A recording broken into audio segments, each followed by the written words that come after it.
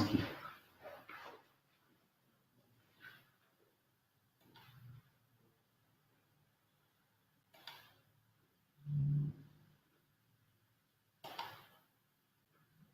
Bonjour et bienvenue lors de cette troisième session du cycle de webconférence 2019 de la F3M sur le myélome multiple. Nous sommes ensemble ce soir, alors que nous avons déjà des personnes qui nous souhaitent un bonjour chaleureux. Merci à eux. Nous sommes réunis en cette soirée assez particulière dans la mesure où nous avons le plaisir d'accueillir dans nos locaux à la fois Philippe Moreau et Cyril Touzeau, et bien sûr, à côté de moi, Bernard Delcourt, que beaucoup d'entre vous connaissent déjà, vice-président de la F3M, sur un sujet que vous avez souhaité aborder depuis un certain temps déjà, tant dans vos commentaires sur le MOOC que lors des précédentes webconférences, c'est-à-dire où en est la recherche clinique. Et nous allons approfondir ce sujet-là ensemble ce soir. Et comme le veut la tradition, eh bien, nous allons faire une petite vérification technique avant le démarrage avec une innovation. Et cette innovation, je suis heureux de la partager avec vous.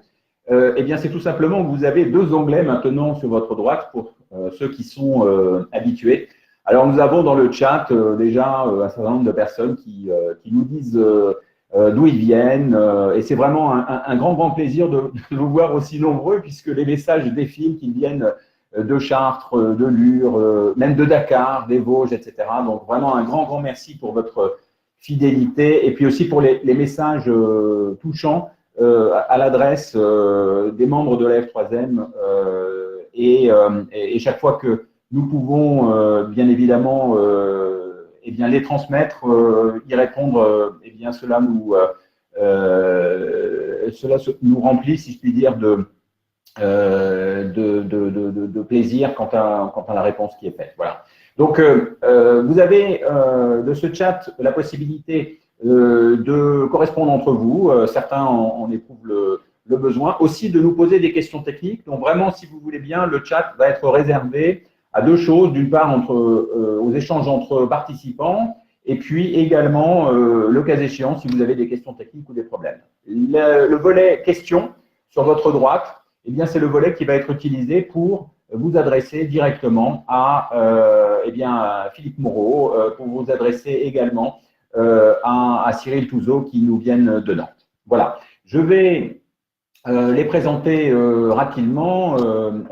Alors, aujourd'hui, et Bernard aura l'occasion d'y venir dans quelques instants, se tient le congrès de la SFH et ils auront bien évidemment l'occasion de nous en parler. Et puis, au-delà de Bernard, eh bien, nous avons Audrey qui gère tous les aspects techniques de la webconférence. Je vais donc laisser ma place eh bien, tout de suite à Bernard, pendant que je vais aller accueillir de l'autre côté à la fois le professeur Philippe Moreau et le docteur Cyril Touzeau. Voilà, donc Bernard, c'est à toi. Merci. Bonsoir à toutes et à tous. Je suis ravi de vous retrouver pour cette troisième webconférence. Et je tiens vraiment à remercier le professeur Philippe Moreau et le docteur Cyril Touzeau pour leur disponibilité, parce que croyez-moi, nous sommes arrivés ensemble du site de la Porte-Maillot où se déroule donc le congrès de la Société française d'hématologie. Et dans des congrès comme ça, Philippe Moreau et Cyril Touzeau sont déjà intervenus à plusieurs reprises. Ce sont des journées très denses, très chargées, et je tiens vraiment à les remercier donc, pour leur disponibilité, pour être ce soir à votre disposition, pour répondre à vos questions et pour vous expliquer peut-être plus en détail donc, sur les travaux de recherche qui sont menés par le CIRIC ILAD de Nantes. Je ne reviendrai pas sur ce que c'est qu'un CIRIC. Vous avez vu, je pense, pour la plupart, la petite vidéo de présentation qui vous a expliqué qu'en France, on a aujourd'hui, suite à des appels d'offres, 8 CIRIC, 4 en Île-de-France et 4 en province. Et le CIRIC donc, de Nantes est un des 4 en province et a un programme dédié au myélome multiple, donc qui nous intéresse tout particulièrement.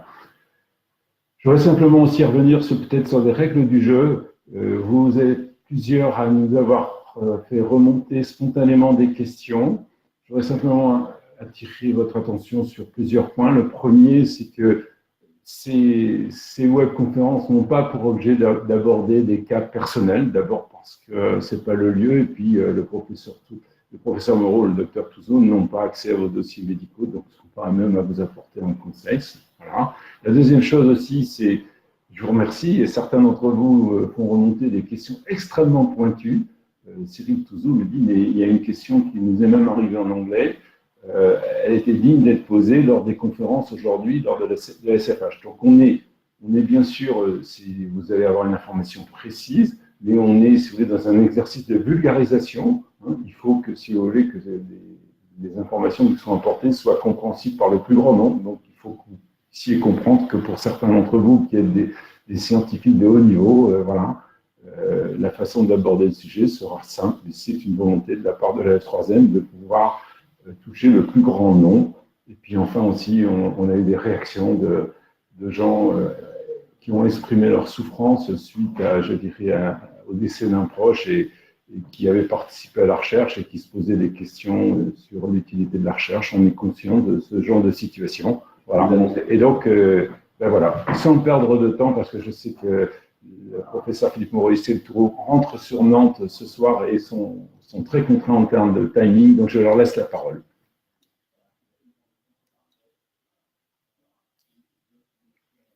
Voilà.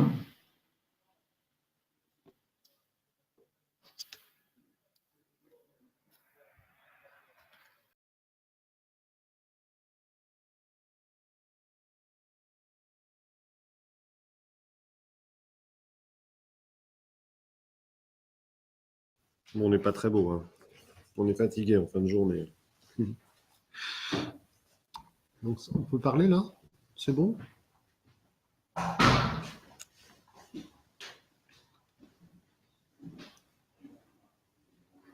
Parce qu'il semble que... On n'entend pas. On n'entend pas de son. On peut y aller? Oui, vous y allez. C'est bon?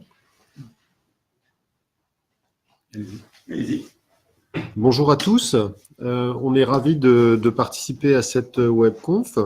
J'avais déjà fait une webconf il y a quelques semaines avec vous, avec Cyril Hulin. Et aujourd'hui, je suis avec le docteur Cyril Touzeau, qui est un jeune médecin nantais qui travaille quasiment exclusivement sur le myélome avec moi et qui prendra ma succession dans quelques années, très probablement. Voilà. Donc, nous, on n'est pas dans le TGV, là, on est dans vos locaux à Paris et on va filer ensuite prendre le train pour rentrer à Nantes. Et on voulait échanger un petit peu avec vous sur le programme CIRIC, en fait. Et vous avez peut-être vu ce petit film qui était en annonce de cette webconf. Alors, c'est quoi le projet CIRIC qu'on a développé à Nantes? CIRIC, ça veut dire centre intégré de recherche en cancérologie. Alors, il y en a 8 en France et ces CIRIC ont été labellisés, évalués par l'INCa, par l'INSERM et par la Direction générale de l'offre de soins, la DGOS. Et on a monté à Nantes un programme sur 2 maladies, le cancer du sein, ce qui nous concerne, ne vous concerne pas, et la deuxième maladie, c'est le myélome. Et on a monté un programme de recherche, en fait. L'objectif du CIRIC, c'est d'aller, à partir des prélèvements et des patients, aller vers les chercheurs, que les chercheurs fassent des trouvailles et reviennent ensuite vers nous, cliniciens, et vers vous, patients, pour montrer un petit peu ce qu'ils ont trouvé et qu'on essaie de l'appliquer au quotidien. Alors, ce sont des programmes d'excellence, c'est-à-dire que ça a été évalué et sélectionné d'une manière très, très compétitive. Hein. Il y a 8 CIRIC en France, comme je vous l'ai dit. Il y en a un seul dans le Grand Ouest, à Nantes. Il y en a 4 à Paris. Il y en a un à Lyon. Il y en a un à Bordeaux. Et Montpellier, le dernier. Bernard connaît quasiment mieux la cartographie que moi. Donc, le CIRIC de Nantes est le seul qui travaille sur le myélome.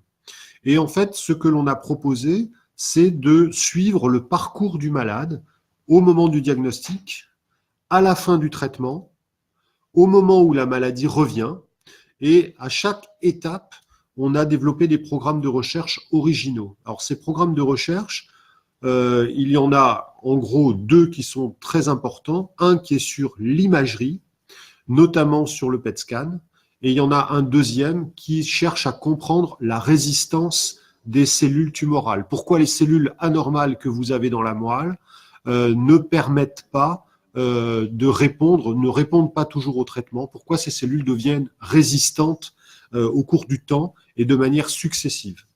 Donc, au moment du diagnostic, on va essayer de développer des imageries innovantes, soit du PET scan, soit des autres traceurs, parce qu'on sait que le PET scan n'est positif que chez à peu près 90% des malades. On voudrait développer des techniques d'imagerie pour 100% des patients. Au moment du diagnostic, on va faire des prélèvements dans la moelle osseuse et on va regarder si toutes les cellules sont identiques ou si on a au contraire une maladie hétérogène avec différents clones de cellules, des cellules qui n'ont pas toutes la même capacité de répondre au traitement. Et puis, en fin de traitement, on va, soit par les techniques d'imagerie nouvelles, essayer d'évaluer la maladie résiduelle, essayer de quantifier s'il reste des cellules anormales dans l'ensemble des os, ou bien si au contraire on arrive à obtenir une rémission quasi complète de la maladie. Et puis, au même temps de la fin de traitement, on va faire des prélèvements de moelle osseuse et des prélèvements sanguins, et on va essayer d'analyser les cellules tumorales résiduelles pour savoir pourquoi elles ont résisté au traitement initial, et est-ce qu'on va pouvoir prédire la rechute, est-ce qu'on va pouvoir prédire aussi la sensibilité à des traitements futurs. Et puis quand la maladie revient, on reproduit à nouveau les techniques d'imagerie pour voir si la maladie revient à des endroits un petit peu différents, on reproduit les prélèvements sanguins et médulaires, et on va essayer de faire des analyses cellule par cellule pour comprendre justement la mécanistique de réponse ou non au traitement.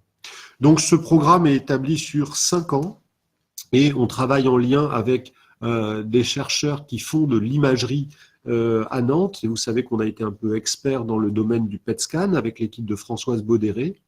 Et puis on travaille avec 2 équipes de l'INSERM, l'équipe 10 et l'équipe 11 de Nantes, une qui est dirigée par Catherine Pellat, qui regarde la résistance des cellules et qui travaille particulièrement sur une classe de traitement qui s'appelle les BH3 mimétiques. Ce sont des toutes petites molécules qui vont agir au niveau de la mitochondrie pour entraîner la mort cellulaire. Et puis, on travaille avec l'équipe 11 qui, elle, regarde spécifiquement les anomalies du génome, les anomalies de l'ADN, les anomalies de l'ARN des cellules tumorales. Alors, on a aussi des collaborations fortes avec l'école centrale de Nantes. L'école centrale est une des 5 écoles d'ingénieurs en France, école centrale, de très haut niveau, et c'est la seule qui a développé un programme spécifique d'ingénieurs en santé. 1/5 des ingénieurs de l'école centrale de Nantes vont travailler sur les technologies de la santé, et on a un lien fort avec eux pour comprendre la progression de la maladie. On a des mathématiciens qui travaillent avec nous et qui essayent de comprendre comment la maladie va progresser et est-ce qu'on est capable de prédire la progression tumorale sur des modèles mathématiques. Alors c'est très complexe, je vous avoue que moi je ne comprends pas exactement tout ce qu'ils recherchent, mais ça peut nous aider à comprendre mieux pourquoi certaines populations de cellules tumorales vont progresser alors que d'autres ne vont pas progresser sous des traitements particuliers. Donc ce sont des algorithmes mathématiques complexes et c'est une partie de la recherche qui est très importante en cancérologie et en hématologie. Alors, avant de commencer à répondre un petit peu à vos questions, je vais passer la parole à Cyril Touzeau qui, lui, va vous expliquer ce qu'il a fait au niveau de l'établissement d'une cohorte de prélèvements et comment il va exploiter cette cohorte. Il va vous expliquer aussi comment il a travaillé sur un nouveau médicament, et une nouvelle famille de médicaments, les BH3 mimétiques, et notamment le Vénétoclax, puisque c'est lui qui l'a développé à Nantes avec les chercheurs.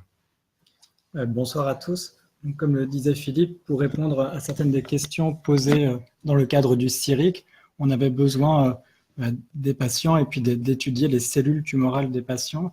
Et donc, on a mis en place pour ça une cohorte qu'on propose systématiquement aux patients qui le souhaitent de pouvoir, s'il reste suffisamment de cellules lors d'un prélèvement de moelle, de pouvoir conserver, analyser ces cellules au moment du diagnostic, lors de la mise en route d'un traitement, et puis lorsque, ce qui est fréquent, au bout d'un certain nombre de mois, d'années, la maladie progresse sous ce traitement, de reprélever à ce moment-là les cellules, analyser, de comprendre pourquoi cette population qui devient résistante émerge et de comprendre ces mécanismes de résistance.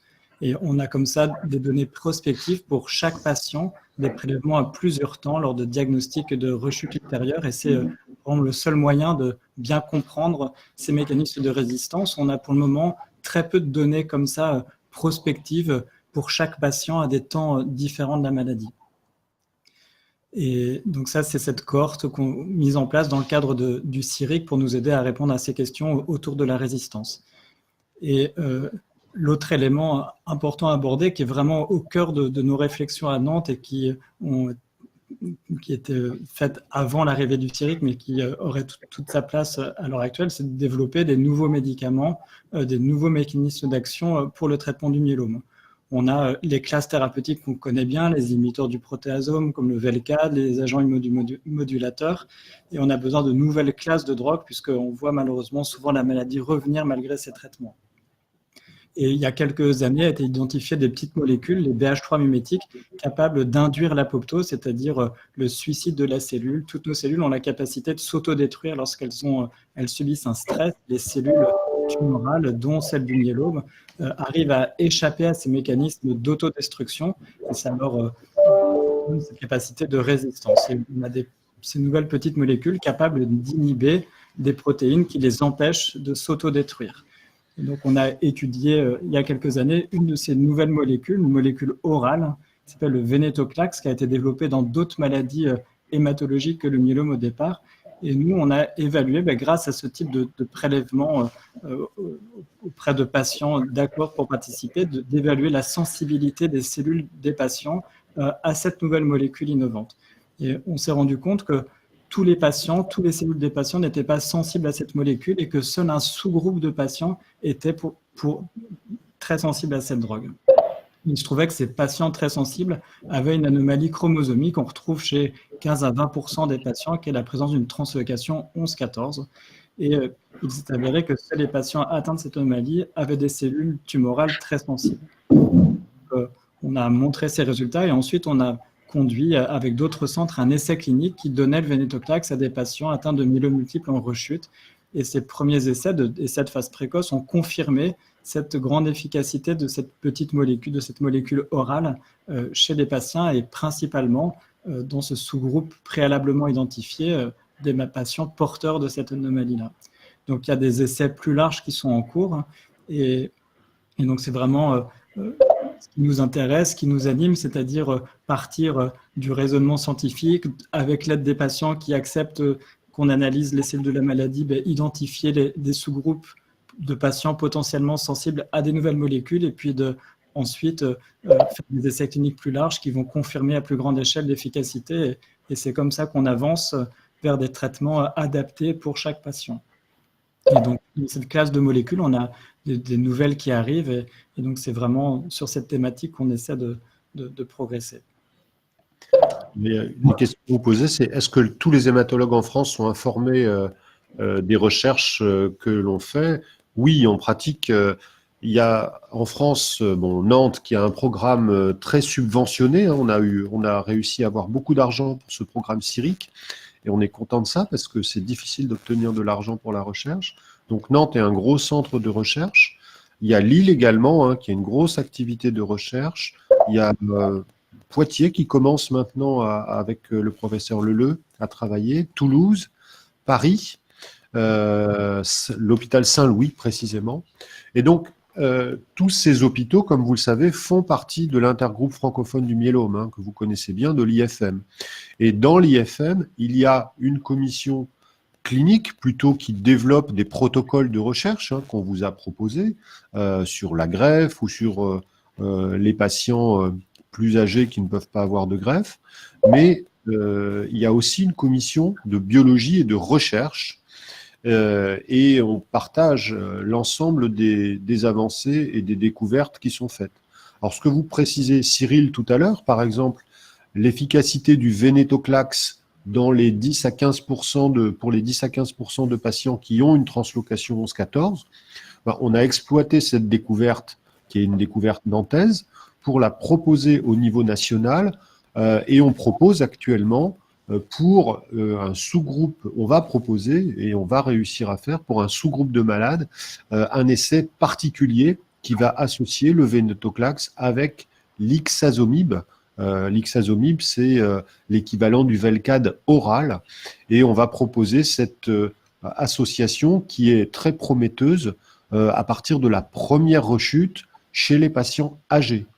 On pense que le vénétoclax, donc cette petite molécule qui a été trouvée à Nantes, est très synergique quand on la donne en même temps que l'ixazomib. L'effet est renforcé et on va le proposer chez des patients qui progressent après un traitement par lénalidomide, par Revlimid. Il y a beaucoup de patients, beaucoup d'entre vous, vous recevez du Revlimid en première ligne. Si la maladie revient, vous aurez la possibilité d'être traité par cette association un peu innovante qui est un traitement uniquement oral de médicaments par la bouche, très peu toxiques. Et voilà, c'est ce genre de développement que l'on veut faire à partir d'une découverte de laboratoire. Un médicament arrive et on essaye de trouver les groupes de patients qui vont en bénéficier le plus. Alors, la chose dont vous parlez beaucoup, c'est la maladie résiduelle. Et je pense que ça, c'est un concept qui est un petit peu nouveau. Maintenant qu'on a des traitements très, très efficaces, on est capable de dépister une cellule anormale parmi 1 million de cellules. Ça, c'est le niveau le plus fin de détection. Et on sait que les patients qui arrivent à ce niveau de maladie résiduelle très faible, où on a diminué la quantité de cellules anormales de 6 logs, donc une diminution extrêmement importante, on sait que ces patients vont avoir un pronostic bien amélioré, une survie très longue et peut-être des cas de guérison si la maladie résiduelle reste négative de manière très longue et très prolongée. Donc à Nantes, on travaille là-dessus et on essaye d'évaluer la maladie résiduelle, notamment par des techniques d'imagerie très fines. Vous savez qu'on a développé la maladie résiduelle soit en faisant une aspiration de la moelle osseuse et qu'on est capable, donc, je vous le disais, de détecter seulement une cellule anormale sur 10 puissance 6, sur 1 million de cellules. Ça, on sait le faire en cytométrie en flux, on sait le faire par d'autres techniques qui analysent l'ADN. Et nous, on essaye de regarder si l'imagerie n'est pas complémentaire en fait, de ces techniques d'analyse de la moelle osseuse. Donc ça, c'est une partie importante de notre recherche. Alors, on regarde un petit peu les questions que vous posez au fur et à mesure. J'aimerais aussi réagir par rapport à la question que vous avez bien mis en avant, la coopération qui existe au niveau de l'IFM. Alors, est-ce qu'on nous pose une question sur l'accès aux médicaments innovants, CHU recherche versus pas de CHU recherche? Alors, il y a la recherche un petit peu fondamentale et la recherche translationnelle. La recherche translationnelle, c'est ce qui va du laboratoire de recherche vers le malade très vite. Donc ça, en France, on est assez bon là-dessus et je vous ai cité les centres experts. Et après, il y a la recherche clinique et la recherche clinique notamment sur les nouveaux médicaments, sur des essais de phase précoce, des médicaments qui sont en développement et qui ne sont pas encore validés, enregistrés et remboursés. Alors, effectivement, il y a une très grande corrélation entre les centres qui font de la recherche translationnelle et la capacité d'obtenir des nouveaux médicaments. Malheureusement, les nouveaux médicaments, ils ne sont pas disponibles dans tous les centres et ils sont disponibles à un nombre relativement faible de patients Parce que quand on développe un nouveau médicament, on ne va pas le tester sur des centaines et des centaines et des centaines de patients. Donc effectivement, l'accès aux nouveaux médicaments, à l'innovation, est un petit peu limité. Il faut que les centres soient capables de faire des essais de phase précoce. C'est souvent les industriels qui proposent des nouvelles molécules et ils les proposent aux gens qui font des recherches. Mais très vite, si le médicament est actif, vous savez qu'au niveau de l'IFM, on essaie justement d'amplifier la dissémination des protocoles de recherche. Et quelque chose que l'on a décidé ensemble cette année au niveau des responsables de l'intergroupe francophone du myélome, c'est de mettre en ligne et partager par l'ensemble des médecins qui travaillent dans l'IFM, l'ensemble des essais cliniques qui sont disponibles dans un centre ou dans un autre. C'est-à-dire que si un centre est ouvert, ou si 3 centres, par exemple, en France, sont ouverts pour un essai clinique, je dirais au hasard, Nantes, Paris et Toulouse, eh bien, les autres centres sont informés des critères d'inclusion, puisque vous savez que tous les malades ne peuvent pas malheureusement participer à des essais. Il y a des critères très stricts pour entrer dans un essai, et tous les centres sont au courant. Donc, les patients pourront nous être référés pour pouvoir éventuellement bénéficier d'une innovation. Donc ça, c'est quelque chose qu'on met en place. Je sais que c'est une forte demande et Bernard et la F3M a toujours voulu absolument être au courant qui fait quoi et où et comment on peut avoir accès à des médicaments ou à une immunothérapie. Eh bien ça, on est en train de le mettre en place au niveau de l'intergroupe francophone du myélome. Une autre question qui porte sur pourquoi le Darzalex n'est plus accessible pour les nouveaux récidivants. C'est vrai qu'on est toujours confronté à ces difficultés d'accès aux médicaments et du remboursement par les instances du médicament en France. Et le Darzalex a eu cette première autorisation de mise sur le marché avec initialement un remboursement pour les patients qui étaient en échec et du Revlimid, du Velcade, du pomalidomide. Puis on a eu des grands essais comparatifs qui ont montré qu'en association avec le Revlimid et le Velcade, dès la première rechute, c'était vraiment là où le Darzalex était le plus efficace. Et il y a eu de nouvelles autorisations de mise sur le marché, mais des grandes discussions, de longues discussions entre les autorités du médicament et puis Janssen pour le remboursement, le prix du médicament dès la première rechute. Et ces discussions longues avance mal pour le moment et c'est vrai qu'il va y avoir probablement des difficultés d'accès au daratumab tel qu'on l'utilisait jusqu'à présent pour les patients en échec, donc du Revlimid, du Velcade, du pomalidomide et c'est vraiment quelque chose, la F3M, l'IFM participent à ces discussions intenses pour qu'on puisse avoir le plus tôt possible le Darzalex dès la première rechute en association avec le Revlimid ou le Velcade. Alors c'est un sujet qui vous concerne de près, hein. Je sais que vous êtes très très très sensible à ça. En consultation, on a ces questions quasiment tous les jours, hein, Cyril et moi, par les patients que l'on voit à Nantes. Pourquoi est-ce qu'il y a un risque qu'un médicament qui a une autorisation, qui était disponible, ne soit plus remboursé en fait et ne soit plus disponible?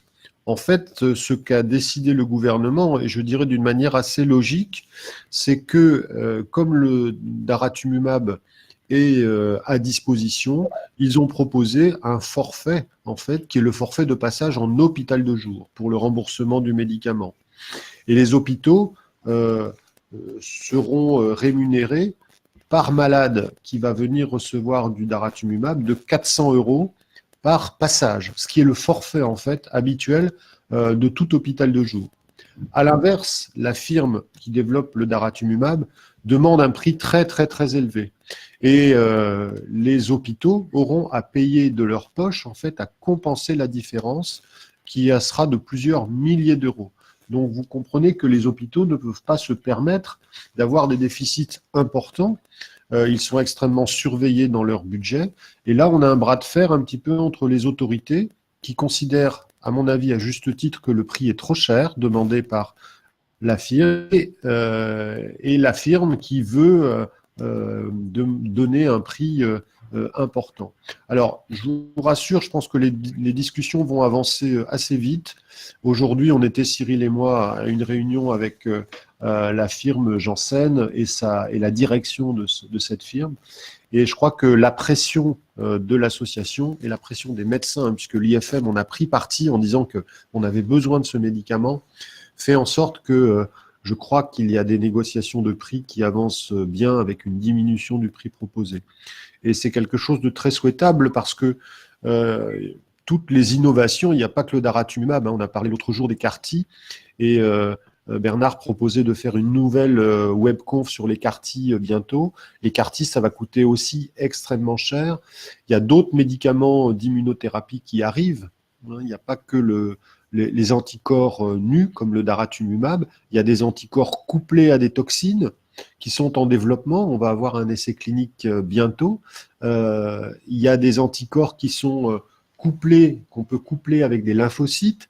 Et tout ça, ça va coûter très cher. Donc, c'est très bien d'avoir de l'innovation, mais ça va être des millions d'euros qu'il faudra financer par la sécurité sociale. Donc, c'est bien de trouver le juste prix et c'est important que les patients aient accès à l'innovation, bien entendu.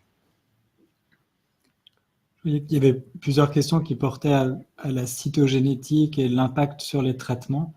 C'est vrai que pendant de nombreuses années, on recherchait lors du myélogramme initial la présence de certaines anomalies qui conféraient peut-être une plus grande résistance au traitement et une durée de rémission plus courte. Ces anomalies étaient bien connues comme la délétion du chromosome 17, la translocation 4-14, plus récemment les anomalies du 1, soit la délétion du 1P, le gain de 1Q comme le soulignait un participant. Et là maintenant, on a maintenant beaucoup de données qui nous font traiter différemment ces patients. Chez les patients qui sont éligibles à une autogreffe, on a tendance à proposer maintenant les traitements classiques d'induction, d'autogreffe, de consolidation, mais on propose maintenant 2 autogreffes quand les patients peuvent le supporter. Et il y a des données accumulées qui montrent que la double autogreffe, il y a un vrai bénéfice pour les patients ayant une cytogénétique défavorable. Et pour les patients soit plus âgés ou avec des antécédents qui ne permettent pas de réaliser l'autogreffe, il y a également des arguments pour donner des associations avec 3 molécules. À l'heure actuelle, on donne classiquement Revlimid, dexaméthasone en traitement de première ligne. Eh bien, l'ajout du Velcade à ce traitement par Revlimid, dexaméthasone pour les patients ayant une cytogénétique dite défavorable est quelque chose de plus en plus fait et basé sur des données assez solides. Et en situation de récidive de la maladie, c'est pareil.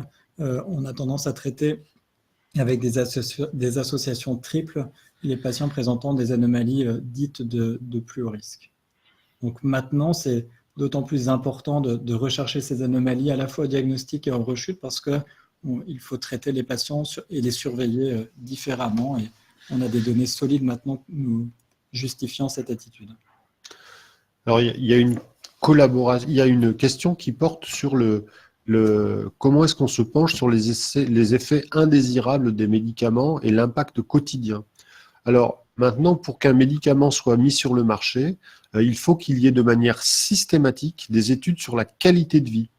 Et les patients remplissent dans des essais où on compare un nouveau médicament par rapport à le traitement habituel standard, les patients doivent remplir des questionnaires de qualité de vie. C'est quelque chose qui est devenu obligatoire.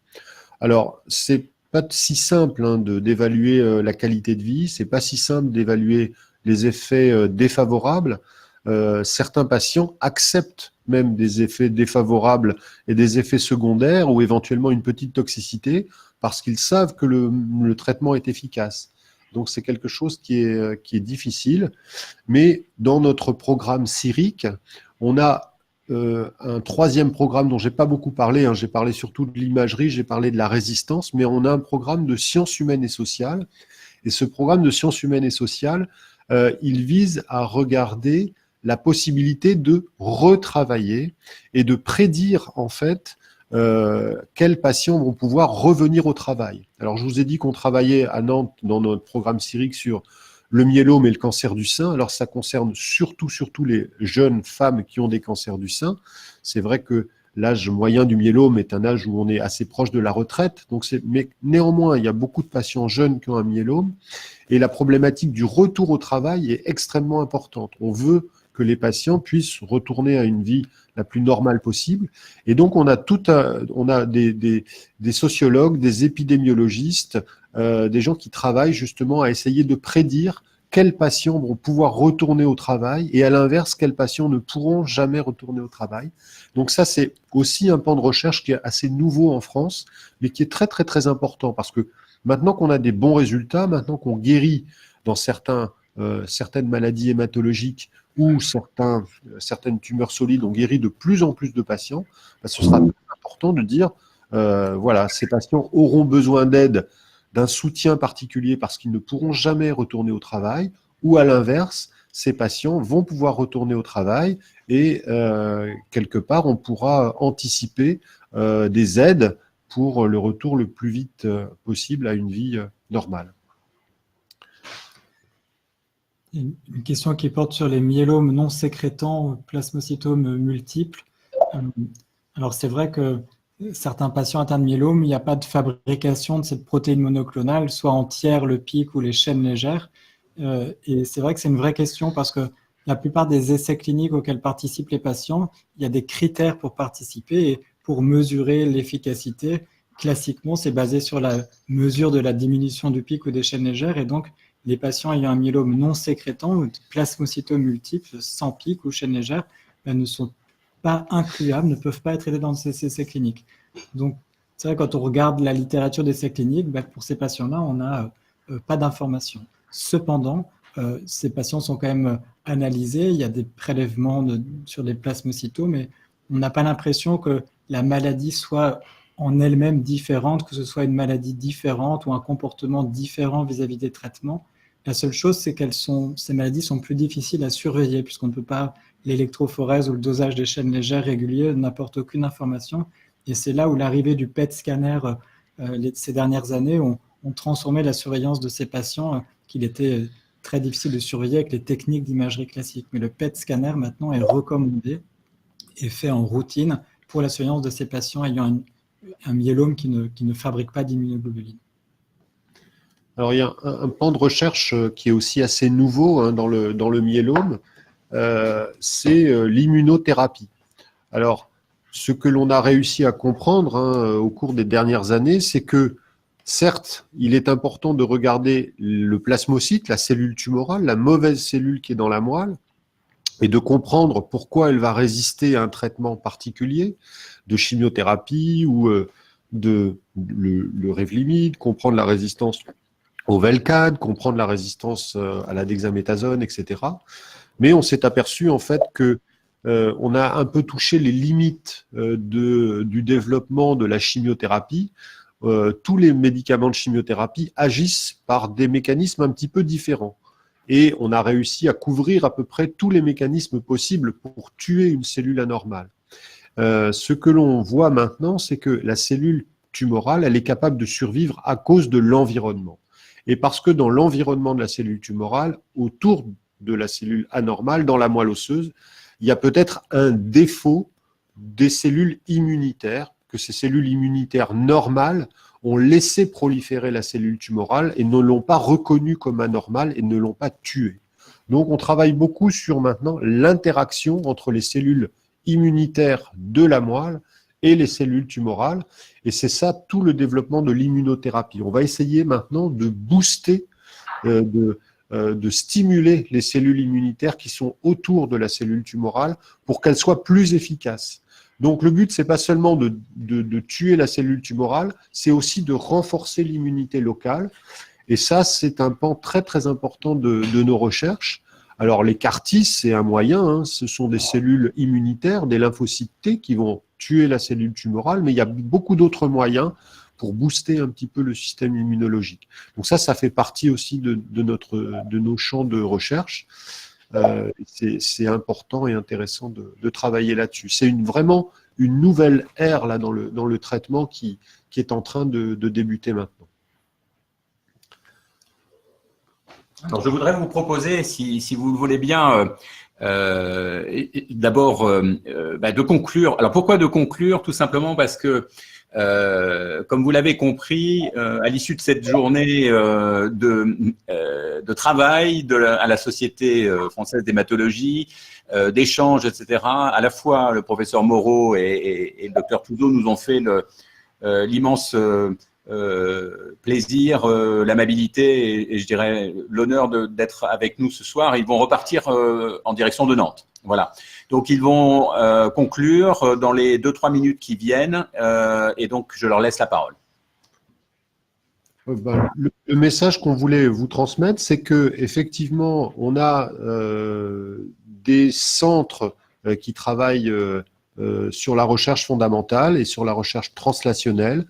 Si on veut faire des progrès, on a vraiment besoin d'une recherche académique, c'est-à-dire une recherche qui vient des laboratoires de l'INSERM, des CHU, du CNRS, et on travaille tous ensemble. Je vous ai parlé tout à l'heure de l'École centrale de Nantes. Et ça, c'est la recherche académique. Et c'est très complémentaire des compagnies pharmaceutiques qui, elles, développent des nouvelles molécules. Donc, on a besoin de cette recherche académique. On a quelques centres en France qui sont soutenus, même si la compétition est assez rude pour obtenir des fonds de la part de l'Institut national du cancer, de la part de l'INSERM. Mais voilà, c'est un message un petit peu d'optimisme. Nous, on travaille beaucoup, on essaye de regrouper tous les chercheurs et les cliniciens. Moi, mon rêve, c'est de faire un institut à Nantes, un institut sur le cancer. C'est pas simple, hein, parce qu'il y a pas mal d'oppositions, de temps en temps des oppositions un petit peu stupides, je dirais, politiques, etc. Mais on se bagarre bien pour faire avancer les choses. Il y a cette partie d'immunothérapie qui est très importante, il y a la compréhension de la résistance tumorale qui est importante, et il y a toutes les nouvelles techniques d'imagerie. Alors, peut-être le dernier point pour l'imagerie, c'est qu'on est capable d'aller mesurer par technique d'imagerie la quantité de cellules résiduelles, mais peut-être qu'à l'avenir, on sera capable, par des traceurs, d'apporter des traitements au contact des cellules tumorales et de mesurer un petit peu en direct si on tue des cellules ou pas. Donc ça aussi, ce sont des voies de recherche. Voilà. Et puis je laisse la conclusion à Cyril Touzeau, puisque c'est lui l'avenir du myélome à Nantes. Non, aussi merci à vous, parce que c'est vrai que quand on voit les questions que vous posez, la place active que vous prenez, vous faites partie des aides pour la recherche. C'est très riche, je trouve, en consultation et lors de ces conférences, de voir à quel point voilà, vous faites partie intégrante de cette recherche. Évidemment, vous la vivez au cœur de vous-même, mais voilà, quand on parlait de cette cohorte de patients, quand on explique ces recherches-là, enfin, tous les patients participent activement, comprennent pourquoi, sont informés des résultats. C'est vraiment, on a bien vu au cours de ces dernières années la place prise active des patients dans la prise en charge du myélome et de la recherche. Et donc, c'est vraiment quelque chose de très riche. Et donc, merci à vous aussi. Alors, nous allons maintenant avoir Bernard qui va poursuivre cette conférence et puis nous allons laisser tranquillement l'un et l'autre rejoindre leur ville, leur famille également, tout en les remerciant sincèrement de leur intervention ce soir. Merci beaucoup à tous les deux. Les taxis sont prêts et vous attendent. Sans transition, comme on dit, voici Bernard qui va prendre le relais. Oui. Alors Bernard, je te propose de me rejoindre. Il y a le son ici de notre côté. Donc, nous avons juste, non pas le franchissement du Rubicon, mais du couloir. Et le voici qui nous rejoint. Je vais lui céder ma place. Bernard, c'est à toi. Bon, écoutez, merci. Je vois qu'on était une petite centaine en ligne ce soir, donc merci pour votre participation. Ce que je voudrais souligner quand même, c'est que c'est quand même une grande première ce type de webconf, parce que le professeur Moreau vous l'a indiqué, ce pôle d'excellence qui s'est mis en place donc à Nantes et qui s'est pas mis en place comme ça tout seul. Il y a eu des appels d'offres, il y avait plusieurs CHU qui étaient en compétition, donc avant qu'une décision soit prise au niveau du ministère de la Santé de développer donc ce CIRIC à Nantes. Hein. que aussi ce qui sous-tend, si vous voulez, le fonctionnement des CIRIC, c'est de développer la démocratie en santé. Alors, quand on a dit ça, on a tout dit et on n'a rien dit. Et il faut que vous sachiez que nous avons un représentant, Philippe Freinet de la F3M, qui est présent dans les instances de gouvernance du CIRIC à Nantes, donc qui est invité, si vous voulez, qui est présent donc au niveau de la gouvernance donc du CIRIC. Ensuite, je pense que ce soir, vous avez vécu une première, parce que Philippe Moreau a évoqué qu'il y avait 8 CIRIC en France. L'INCa a organisé en début d'année une réunion qui a réuni des représentants de ces 8 CIRIC et des associations de patients qui sont impliqués dans ces CIRIC, en se disant comment on peut communiquer auprès des patients, auprès de leurs familles sur ces travaux. Et on avait fait le pari qu'on serait le premier CIRIC à organiser une webconf de façon, je dirais, à toucher le plus grand nombre possible, à vous permettre de vous exprimer, de poser vos questions. Et moi, je suis toujours touché de voir comment le professeur Moreau et le docteur Touzeau ont lu vos réactions, vos commentaires, vos questions et ont tenu à y répondre. Voilà, c'est une première. On peut se féliciter d'avoir cette prise en charge par le professeur Moreau et toute son équipe à Nantes, parce que je rappelle qu'on est une maladie rare. À ma connaissance, sur le lymphome, il n'y a pas de programme identique. Quand on regarde les programmes des CIRIC, ils portent sur les cancers les plus fréquents. Il y a plusieurs CIRIC qui travaillent sur le cancer du sein. Voilà. Donc, écoutez, je pense qu'on peut conclure cette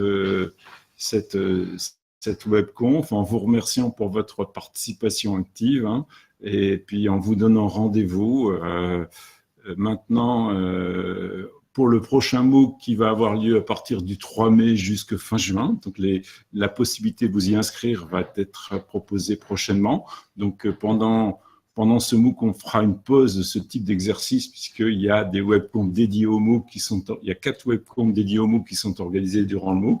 Mais je vous donne donc rendez-vous en septembre.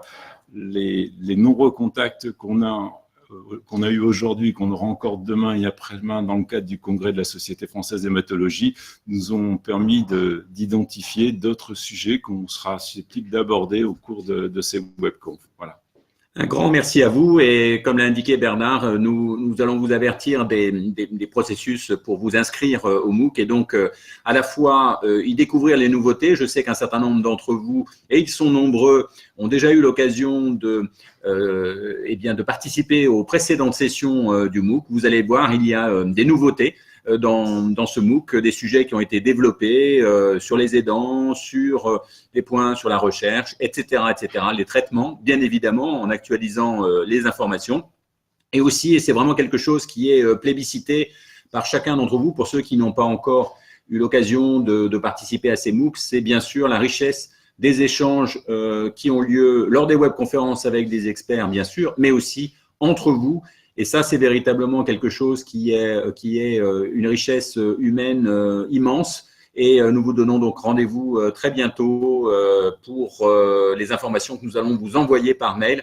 N'hésitez pas à nous contacter sur l'adresse que vous connaissez déjà. Voilà, à bientôt. Un grand merci.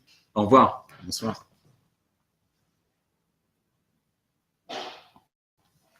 Bon.